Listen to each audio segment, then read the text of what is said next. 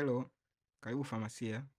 Ukishajiunga katika mfumo wa famasia, hatua itakayo kuhitaji ufanye ni kuongeza dawa ili uweze kutumia mfumo wa famasia. Ili kuongeza dawa, utaingia hapa, ongeza stock, utakliki, then utaingia ongeza dawa. Baada hapo utaenda andika dawa kwa mkono. Baada hapo utajaza jina la dawa, mfano tuseme ni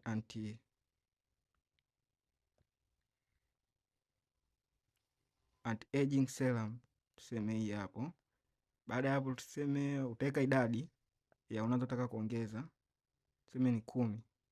Baada hapo utachagua kipimo, tuseme ni tube mfano. Baada hapo utaweka bei ya kuuza, mfano unauza kwa 5,000. Baada hapo utaweka bei ulionunulia ile dawa, tuseme umenunulia kwa 2,000. Baada hapo itabidi uweke 2,000 ni kwa dawa kiasi gani. Kwa mfano labda ni 2,000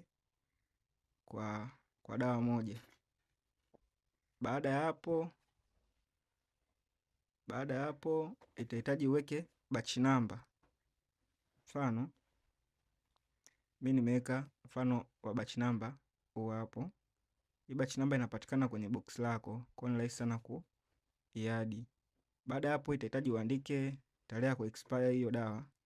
Mfano labda ina expire tuseme Agosti 20, Agosti 20, 2007. Baada ya hapo utabonyeza hifadhi. Dawa imehifadhiwa. Kwa hiyo ukija huko hii sehemu ya dawa, ukibonyeza hapa utaona dawa yetu anti-aging serum imehifadhiwa. Hivyo simple. Asante.